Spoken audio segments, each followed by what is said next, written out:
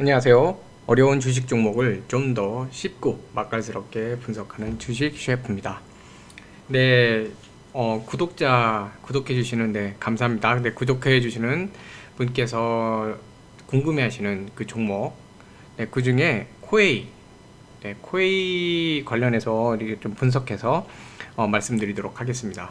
자, 코웨이 하면은 예전에는 이제 웅진그룹이랑 같이 있어서 웅진코웨이로 더 유명했었죠. 지금은 이제 넷마블 쪽으로 이제 넘어갔지만 웅진코웨이로서 보통 사람들 인식에는 이제 코웨이가 정수기, 그쵸? 그런 걸로 많이 좀 알고 계시는데 정수기뿐만이 아니라 뭐 공기청정기 뭐 이런 것도 하고 있고요, 그쵸? 가습기 이런 것도 있고. 자, 그래서 이 코웨이 같은 경우 일단 먼저 이제 결론부터 좀 말씀을 드리자면, 코웨이는 해외 실적을 많이 보셔야 되는 종목입니다. 국내보다는 해외를 많이 보셔야 돼요. 그래서 해외에서 이제 매출이 어떻게 일어나는지 이걸 좀 잘 보셔야 되고요. 첫 번째 포인트입니다. 네, 첫 번째는 해외 매출. 해외 매출이 계속 견조하게 성장을 해 나가는지 이걸 좀 확인하셔야 돼요. 그래서 앞으로도 이제 이제 어떤 뉴스가 나올 때 다른 것보다 코웨이 이러면 코웨이 해외 매출, 분기 매출이 어떻게 되고 단기가 어떻게 되고 해외 법인이 어느 식으로 지금 매출이 나오는지, 네, 첫 번째 포인트입니다. 자, 두 번째는 재무 개선이 좀 필요하거든요. 네, 재무제표상 그 차입금이 좀 많은 그런 회사 중에 하나예요. 그렇기 때문에 이 차입금, 한마디로 이제 부채죠, 부채. 이 부채 비중이 얼마만큼 해소가 돼 나가면서 재무적으로 좋아지는지, 실제로 지금 그 작업을 또 하고 있습니다, 코웨이. 그 두 가지는 일단은 무조건 보셔야 돼요. 네, 기술적으로도 이제 그렇고 수급을 보시는 것도 중요하지만 이 해외 매출, 그리고 재무적인 부분, 네, 재무적인 건전성, 이거 두 가지는 꼭 확인을 하시면서 매매를 하시면 좋을 것 같습니다. 자, 일단 그 코웨이 같은 경우에는 특히 이제 동남아, 뭐 말레이시아 이런 데서 상당히 뭐 시장 점유율 1위죠, 1위. 네, 시장도 점유 많이 하고 또 해외에서 매출도 계속 올리고 있는 그런 회사고요. 미국으로도 이제 좀 진출하고 있죠. 자, 이게 한국에 계시면은 좀 잘 안 와닿으실 수도 있는데, 해외 쪽을 이제 관찰을 해보면 특히 동남아나 이런 데 보면은 수질이 상당히 안 좋아요. 물이 안 좋기 때문에 한국의 아리수처럼 그렇게 좋은 물이 나오는 게 아니기 때문에 기본적으로 정수기 이런 건 이제 필수인 곳들이 많습니다. 그리고 이제 공기가 안 좋거나 또는 동남아 같은 경우에는 이제 그런 우기도 있고 이러면 비가 많이 오고 그러면 습기도 많이 차거든요. 그렇기 때문에 그런 습기를 갖다가 좀 제어를 해주는 부분, 그러니까 이게 참 아이러니컬 하는데 그 뭐라 그러죠? 습기를 좀 날려주는 이제 에어컨 같은 것도 많이 쓰는데, 네, 그 건조해 주는 거, 네, 그런 것도 해요. 근데 문제가 그 제습기, 죄송합니다. 네, 제가 갑자기 단어가 생각 안 났는데, 그 제습기죠. 제습기 이런 것도 좀 많이 쓰는데, 이제 제습기 같은 경우에 이제 너무 또 쓰면 또 건조해져요. 네, 그런 것도 있다 보니까 또 아이들 있는 집은, 또 이제 사무실 이런 데는 또 거꾸로 또 가습기 이런 걸 또 쓰는 경우도 좀 있어요. 근데 단순히 뭐 습도를 준다 이런 뜻이 아니라 뭐 아이오닉 뭐 이런 얘기를 하는데요. 이제 그 공기청정기 기능을 가진 이제 가습기들 뭐 이런 것도 사용을 하죠. 그래서 이온, 예, 공기에 뭐 이온을 주는 거, 그다음에 공기를 이제 맑게 해주는 거, 미세먼지라기보다는 동남아 같은 경우에는 이렇게 뭐 태우고 하면서 나오는 태워서 나오는 안 좋은 그런 것들, 또 매연 이런 걸로 인해서 공기 문제가 이제 있는 경우도 많아요. 그렇기 때문에 공기 청정 기능이 있으면서 또 이제 가습도 할 수 있는 거. 그러니까 에어컨을 켜고 많이 하다가 보니까 또 건조해지고 뭐 이런 것도 있거든요. 그래서 그런 부분. 그래서 동남아 같은 경우에는 이 코웨이 제품들이 상당히 선전을 많이 하고 있어요. 그러니까 잘 하고 있어요. 그렇기 때문에 국내보다는 좀 약간 그 해외 매출을 좀 많이 보셔야 됩니다. 네, 해외에서의 해외는 이제 기본적 수질 문제 때문에 이 정수기는 거의 뭐 필수거든요, 필수. 네, 하우징 필터라 그래갖고 아예 그냥 뭐 이렇게 흙탕물이나 이런 거 걸르는 필터도 있는데, 그 뒤에도 이제 어쨌든 물이 완전히 맑아지지가 않으니까 마시는 물이나 이제 집에서 사용하는 물은 뭐 그 정수기를 쓰는 경우가 많아요. 그렇기 때문에 코웨이 같은 경우 그런 부분에서 매출이 늘어날 것이 많아요. 동남아 나라도 많잖아요. 이제 계속 늘어날 텐데, 근데 여기서 이제 한 가지 좀 보셔야 되는 게 있습니다.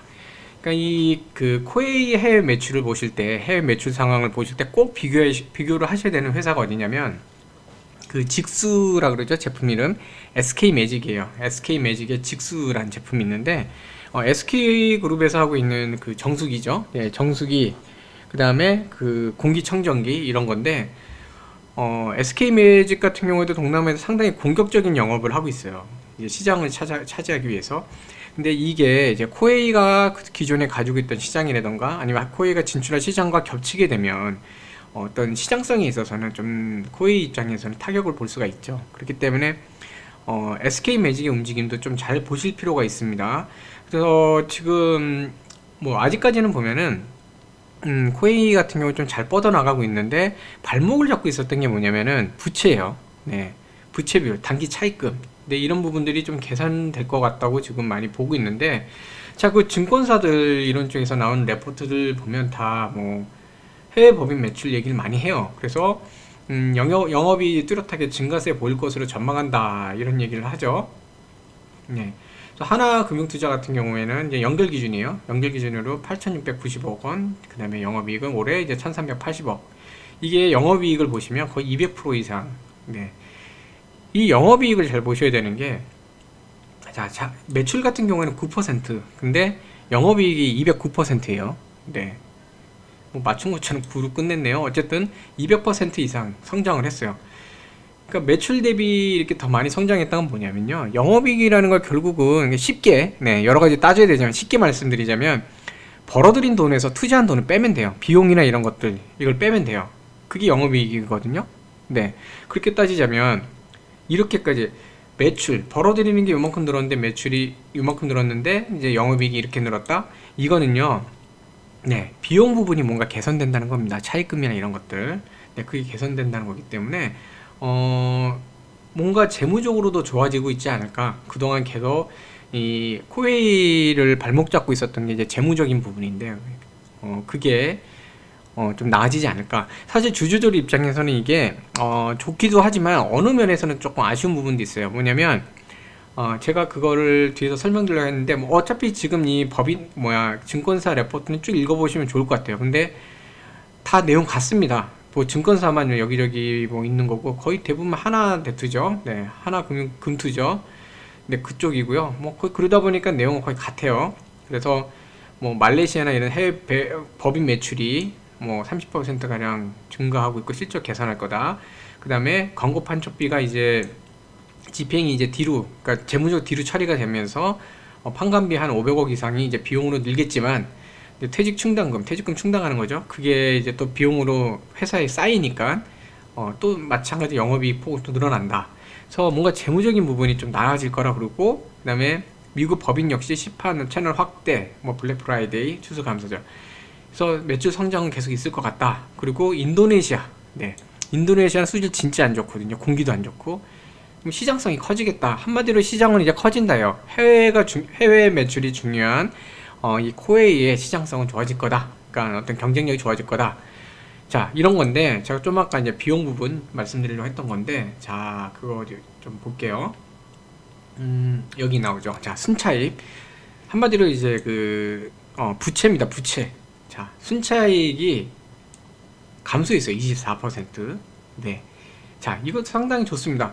그래서 지금 제가 이제 어느 주주에 따라서는, 주주님들에 따라서는 안 좋을 수도 있다, 안 좋기보다는 아쉬울 수 있다, 네, 말씀드린 이유가 그동안 계속해서 이 코웨이 같은 경우에는 고배당 종목 중에 하나여서 배당을 많이 했어요. 주주 배당.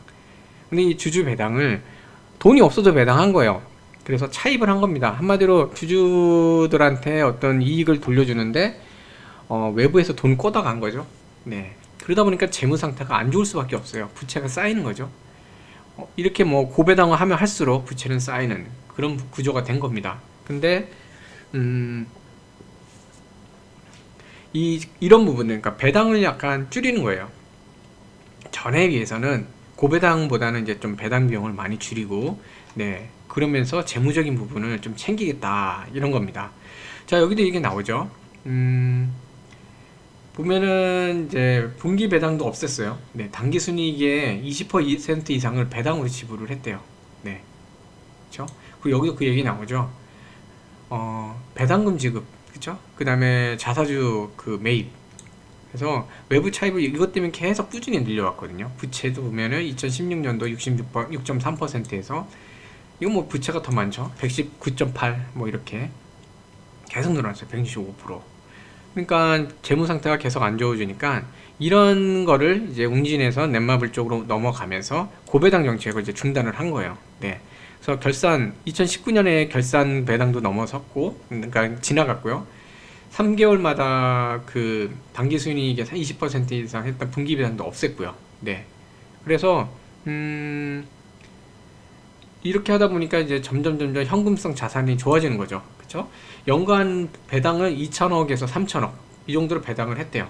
네. 근데 보시면 3, 4분기를 기준으로 해서 지난해 말에는 그 현금성 자산이 692억 원밖에 없는데 이제는 2026억 원까지 이렇게 늘어나고 있어요. 네. 그러니까 뭐라 그럴까요? 재무적인 부분에서 상당히 지금 개선이 많이 되고 있는 거죠. 네. 그래서 이 재무가 개선이 되면 그동안 이제 어쨌든 그 코웨이의 발목을 잡았던 그 재무적인 우려 부분도 해소가 될 수 있습니다. 물론 아직까지는 이게 뭐 배당을 줄인다고 해서 재무가 확 좋아지는 건 아니에요. 네, 좀 시간은 걸립니다. 아직까지는 좀 시간이 걸리는데 장기적으로 볼 때는 좋아진다는 거예요. 그렇기 때문에 신용평가, 한국신용평가에서 어떤 기업의 단기신용 그 등급을 올리는 데 있어서는 가장 높게 해준 거거든요. 그래서 A2 플러스에서 A1으로 상향 조정을 했습니다. 네. 이 배당이 그동안 많이 잡았어요. 제 발목을 잡았어요. 그래서 배당 중심으로 투자하시는 주주분들께는 좀 안 좋은 소식, 좀 안타까운 소식일 수 있어요. 배당이 줄기 때문에. 근데 장기적인 관점으로 투자를 하시는 분한테는 상당히 좋은 그런 소식이 되겠죠.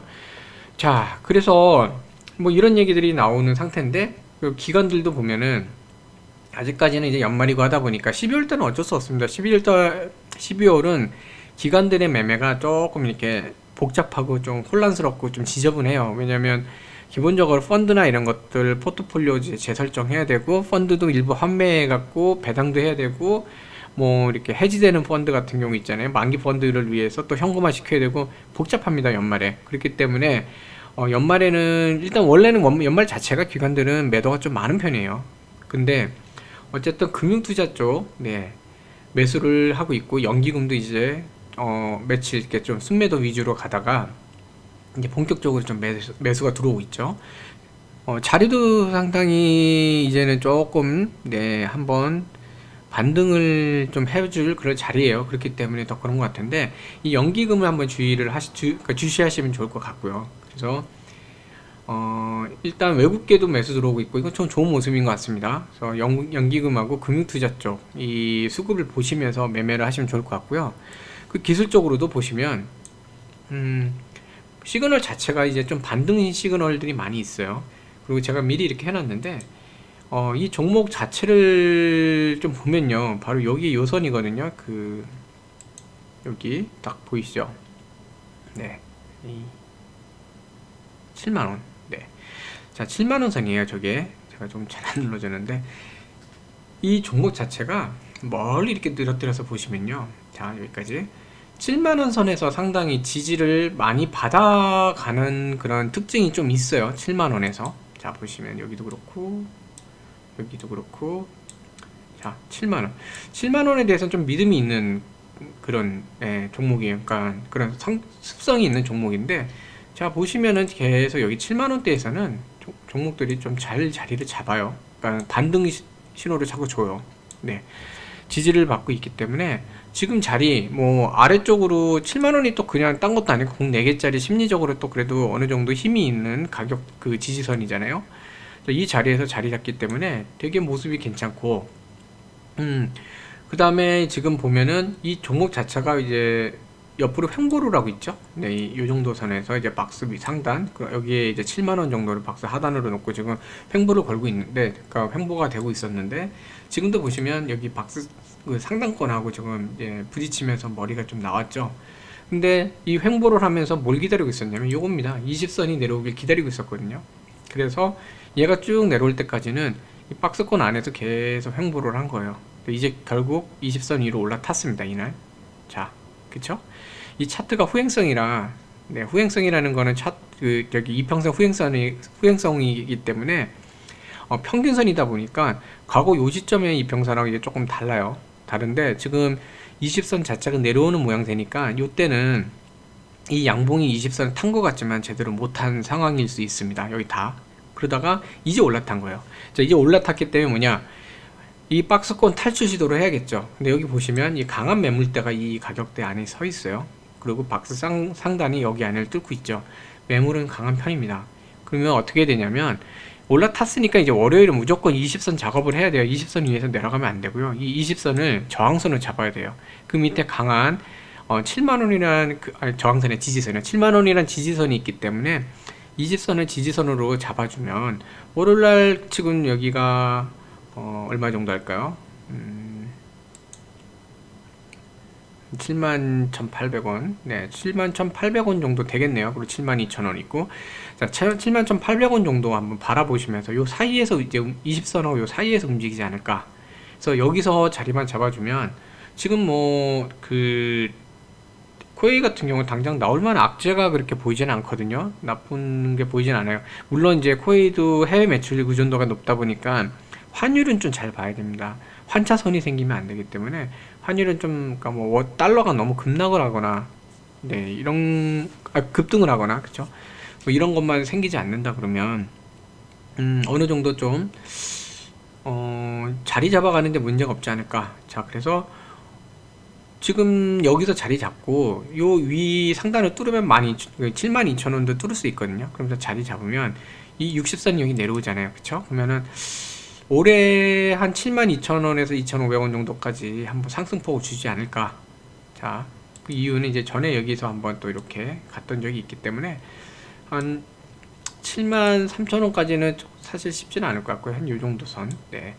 그래서 한 72,500원이나 뭐 그 부분 거기까지 한번 상승을 주지 않을까 싶습니다. 그러기 위해서는 월화 이 20선에 대한 지지를 확인해야 돼요. 지금 한 번 올라갔기 때문에. 그리고 이 박스권 내에서 기존에 있었던 이 박스권 상단을 갖다가 이제 돌파하면서 72,000원 위로 올라서는 게 현재 단기적인 목표입니다. 그리고 중장기적으로 보면요, 뭐 차근히 갈 길은 조금 좀 오래 걸릴 수 있어요. 왜냐면 지금 거의 역배열 상태거든요. 120선, 60선 있고 여기 20선 있고 50선 아래 있죠. 자, 이런 상태이기 때문에 네, 뭐 소위 뭐 증권사에서 주로 얘기할 때면 이제 데드크로스 얘기하는데 사실 데드크로스, 뭐 골든크로스 이거 보시고 매매하시는 분들 있지만 솔직히 데드크로스, 골든크로스가 큰 의미가 있지는 않아요. 그 자리에서 주가가 어떻게 자리 잡고 어떤 식으로 가느냐가 중요한 거지, 뭐 골든크로스 났다고 확 올라가고 데드크로스 났다고 주가가 완전히 떨어지고 이런 건 아닙니다.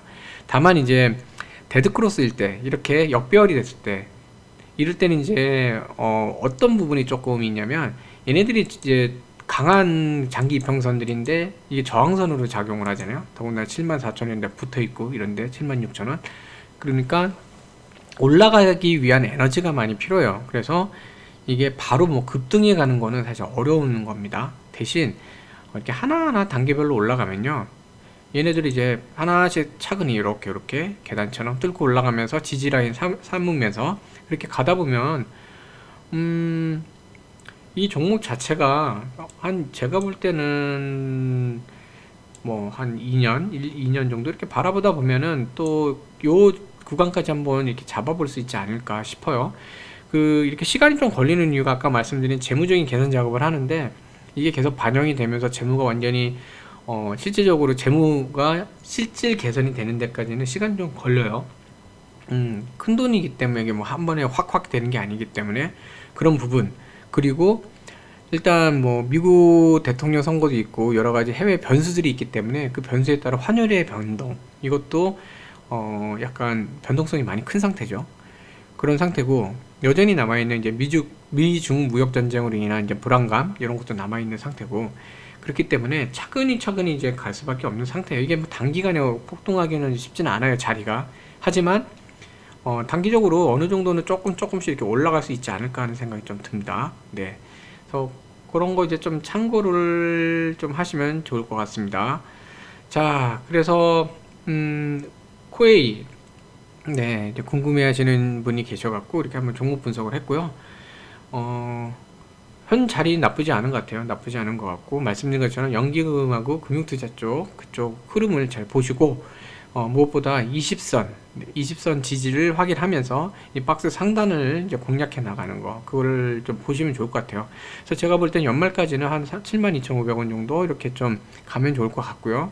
그리고 이제 배당률을 낮추다 보니까 오히려 그게 장점이 또 될 수 있는 게, 고배당 종목들인 경우에는 그 올해 마지막 거래일 마이너스 2일까지는 가지고 있어야 배당을 받잖아요. 그래서 그 다음부터는 배당락이 발생을 해요. 네. 그 뜻이 뭐냐면 연말까지 가면은 연말에 이제 D-2까지 가지고 있으면은 배당을 받으니까 그 다음날 이제 그 이틀이 더 있죠. 이틀 동안 매도가 많이 나오거든요. 배당락이 생기고. 그러니까 그런 거랑 볼 때 배당률이 좀 배당이 줄어든다는 거는 그만큼 매도물이 나오는 게, 그리고 그만큼 배당락 생기는 게 좀 적어진다는 얘기이기 때문에 뭐 주가로 볼 때 상당히 좀 긍정적으로 이제 작용할 수 있죠. 자, 그래서 뭐 연말까지 바라보실 때 괜찮게 흘러가지 않을까. 그리고 20선 확인하시고요. 뭐 마지노선은 이 7만원을 보시면 됩니다. 저 7만원에서는 그래도 주가가 많이 받쳐주는 그런 종목이기 때문에, 보시면은 떨어지더라도 바로 다음날 이렇게 회복을 하거든요. 여기도 떨어지더라도 다음날 회복하고, 떨어지더라도 다음날 회복하고, 여기는 이제 지지받고. 그래서 이 종목 자체의 어떤 습성이 뭐 7만원에 대해서는 좀 믿음이 강하니까, 뭐 아래 지지라인 튼튼하니까, 네, 20선만 잘 확인하시고, 그러면서 차근히 올라가는 걸 이제 지켜보시면서 매매를 하시면 좋을 것 같습니다. 네, 도움이 되셨으면 좋겠고요. 오늘 이제 토요일인데, 네, 토요일날 좀 편안하고 좀 리프레시 되시는 그런 하루 되시면 좋겠습니다. 네, 시청해주셔서 감사합니다.